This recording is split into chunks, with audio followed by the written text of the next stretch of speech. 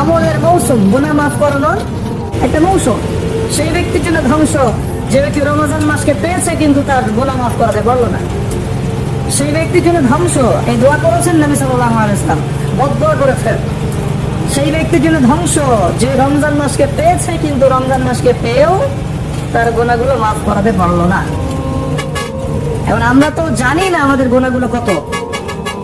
যে গুনাহগুলো আমরা জানি সেগুলোকে মাথায় নিতে হবে, এই গুনাহ আমি করেছি জীবনে।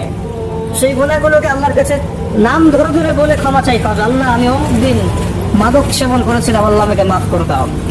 আল্লাহ, আমি অমুক দিন বন্ধুদের পাল্লায় ফলে অন্যায় করেছি, আমাকে মাফ করে দাও। আল্লাহ, আমি অমুক দিন সুদ খেয়েছি, আমাকে মাফ করে দাও। যেগুলো মনে পড়ে সেগুলো আল্লাহকে বলতে হবে, বলে বলে মাফ নিতে হবে। আর যদি মানুষের সাথে জড়িত ব্যাপার হয়, আল্লাহ, আমি অমুকের রিলিফের মাল আত্মসাৎ করেছি, ফেরত দেইনি, আল্লাহ আমাকে মাফ করো, আমাকে সেই মাল ফেরত দেওয়ার তৌফিক দাও। আল্লাহ, আমি অমুকের জমি আত্মসাৎ করেছিলাম, আল্লাহ আমাকে ওই জমি ফেরত দেওয়ার তৌফিক দাও। আল্লাহ, আমি অমুককে গালি দিয়েছি, অমুককে গীবত করেছি, অমুককে জুলুম করেছি, আল্লাহ যার যার হক তাকে তাকে ফিরাই দেওয়ার তৌফিক আমাকে দাও। পবিত্র অবস্থায় আমাকে পরকালে উঠাও, এরকম করে দোয়া করতে হবে। মানুষের সাথে জড়িত হক আল্লাহর কাছে মাফ হবে না। কাবা ঘরে গেলাম জোরে কানলেও মানুষের সাথে জড়িত হক ক্ষমা হয় না, এটা মানুষের কাছেই ক্ষমা নিতে হয়। কেউ যদি ইসরায়েলের সাথে বন্ধুত্ব করে, ইসরায়েলের নাম তো শুনেছেন, ওদের সাথে বন্ধুত্ব করে যদি কাবা ঘরের মধ্যে আতর খুশবু লাগায়, এই ব্যক্তিকে কি বলা যাবে? কি বুঝলেন? কেউ যদি ওর সাথে বন্ধুত্ব করে চলে, সামরিক অ্যালায়েন্স, মিলিটারি অ্যালায়েন্স, বন্ধু, আমার বান্ধবী, আমি বন্ধু বলি না, মানে বান্ধবী, ও আমার বান্ধবী, এদিকে আমি আতর খুশবু লাগাচ্ছি হারাম শরীফে, একে কি বলা যাবে? তো বিষয়গুলো এরকম, মানুষের সাথে জড়িত হক আল্লাহর কাছে মাফ নেওয়া যাবে না, মানুষের কাছেই মাফ নিতে হবে। কথা কি বুঝতে পারছেন?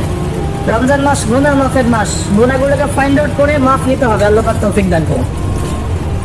রমজানে বেশি বেশি দান সাদাকা করবেন সাধ্য মতো, এবং মানুষকে ইফতার করাবেন, বেশি বেশি ইফতার করাবেন। প্রত্যেকটা দিন মসজিদে ইফতার হবে। আমরা এলাকার মানুষ মসজিদে ইফতার দিব, যারা মিসকিন আছে, দরিদ্র আছে, সবাই মসজিদে আসবে, আমরাও বসবো, সবাই মিলে বসে একসাথে, ধনী গরিব সবাই মিলে একসাথে ইফতার। এরকম সাম্য অন্য ধর্ম দেখাতে পারবে? এটা দেখবেন বারাকা হবে। একই বড় প্লেটে খাবেন, দেখবেন বারাকা হবে ইনশাআল্লাহ। 5 ওয়াক্ত নামাজ রমজান মাসে জামাতে পড়বেন, যুবকরা পারা যাবে ইনশাআল্লাহ। আল্লাহ পাক তৌফিক দান করুন তোমাদেরকে। 5 ওয়াক্ত নামাজ জামাতে, এবং এবার যে নামাজ ধরবা আর জীবনে কোনোদিন ছাড়বা না ইনশাআল্লাহ। মৃত্যু হয়ে গেল, মৌতের আগেও 2 রাকাত নামাজ পড়ে মরবা, পারা যাবে? 5 ওয়াক্ত নামাজ ছাড়বা না ইনশাআল্লাহ, জামাতের সাথে। যদি জামাত না পাও, ছুটে যায়, নামাজ কি ছেড়ে দিবা? একা পড়বা। যদি একা পড়তে ভুলে গিয়েছো, ঘুমিয়ে গিয়েছো, বা মনে ছিল না, যখনই ঘুম ভাঙবে তখনই নামাজ, যখনই মনে পড়বে তখনই নামাজ। একদিনের নামাজ পরের দিনে চলে রেখে দিবা না, যে পরের দিন দিয়ে কাজা করবো, এটা করবো না। যখনই মনে করবে তখনই নামাজ।